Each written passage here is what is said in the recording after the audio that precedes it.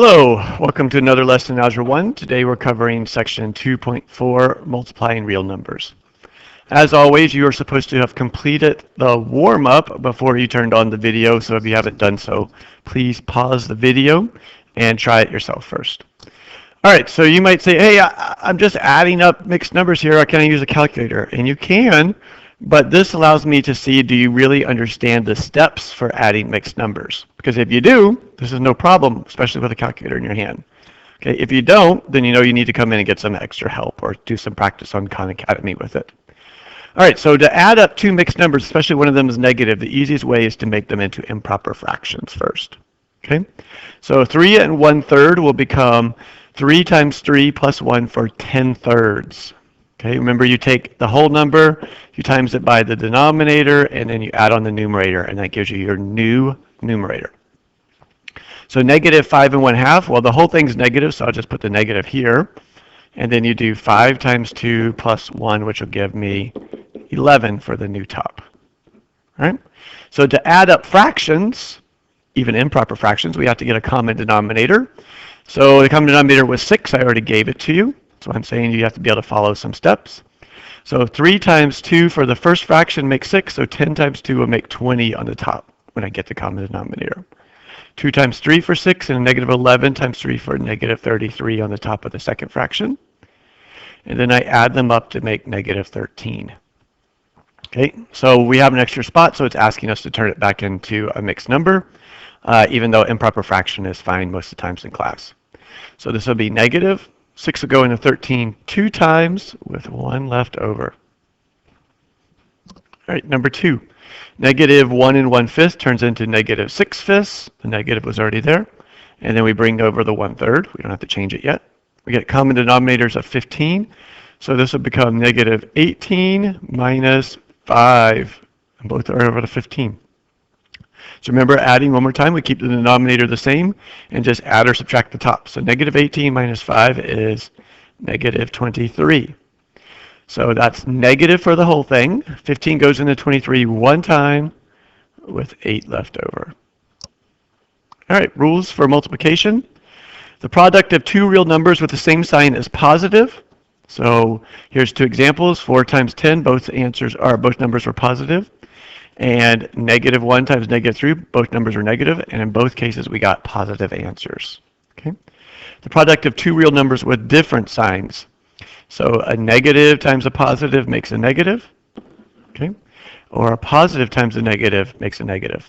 So two real numbers with different signs is always negative, and two real numbers with the same sign is always positive. All right?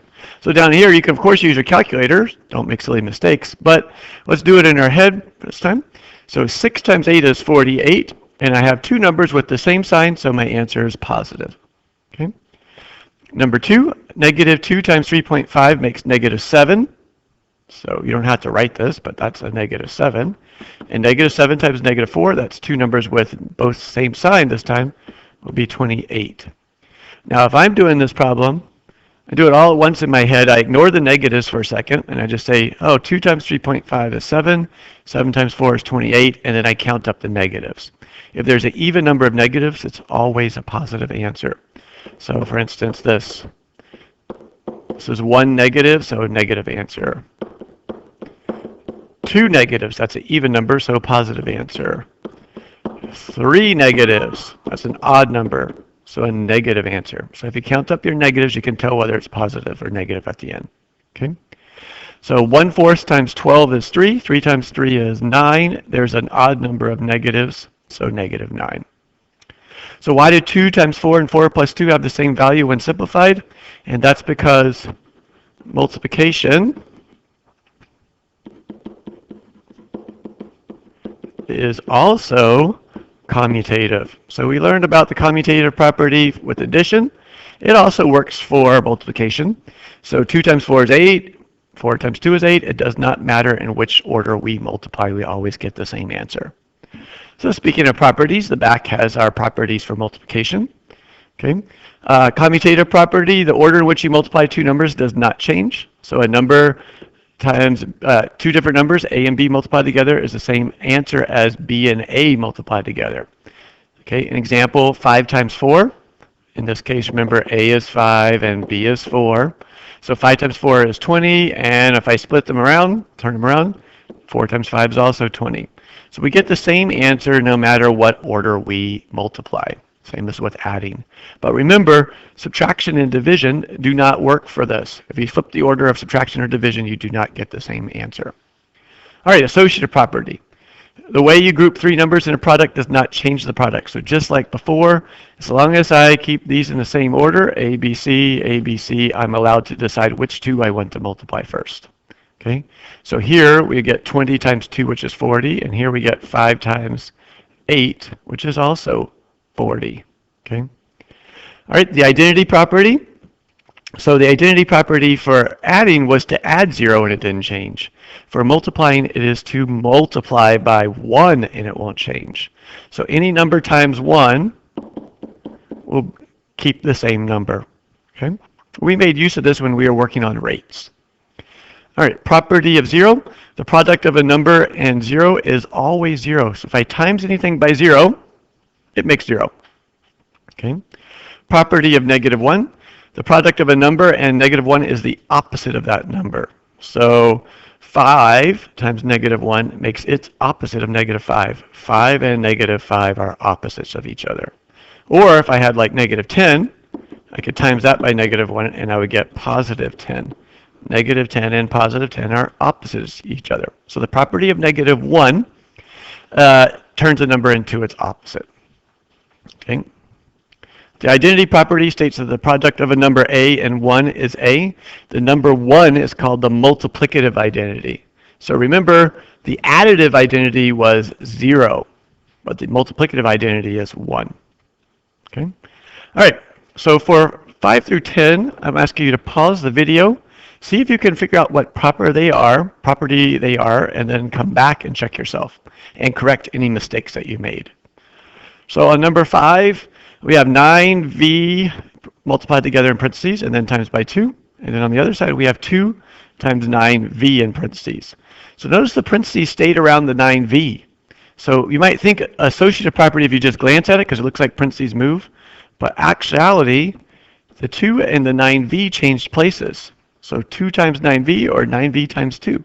This is the commutative property.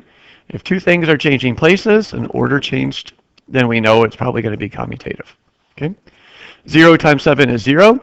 This is the property of 0. Timesing anything times 0 always makes 0. 8x equals x times 8. So this is, once again, the commutative property. We flip the order around. Okay? Number 8, 4 times 2 times x and 2 times x is in parentheses, and then 4 times 2 times x and 4 times 2 is in parentheses. Notice the 4, 2, and x never change their order. We just move the parentheses. So that is our associative property. Okay. Number 9, timesing by 1 did not change the value of 3x. This is my identity property. 3x kept his identity. Okay. And then our last one, timesing by negative 1, flipped this guy to its opposite. X and negative x are opposites of each other. So this is property of negative 1. All right, number 11. From 1900 to 1940, a 250-foot wide beach on the Atlantic coast was eroding at a rate of negative 0.02 feet per year. And then from 1940 to 2000, it was eroding at a rate of negative 0.12 feet per year. Approximate the width of the beach in 2000. All right, so let's see.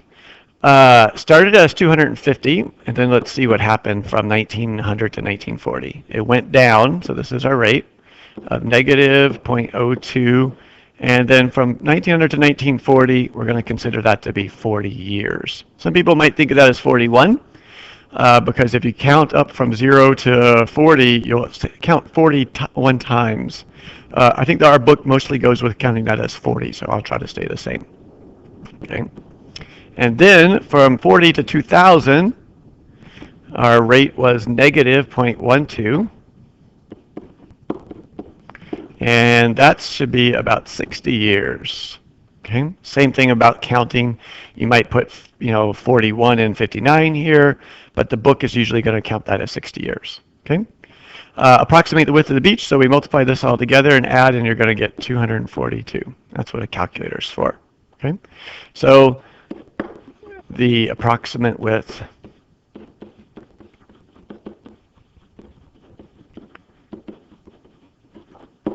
is 242 feet. All right, on our last page here, this is our follow-up. It's a journal entry, so you need to figure out what property is being demonstrated, okay, and then give a hint to another student or a tip to another student on how they could recognize it if they're having trouble with it. Okay, so we'll put some of these up next time for points for your table. All right, see you in class.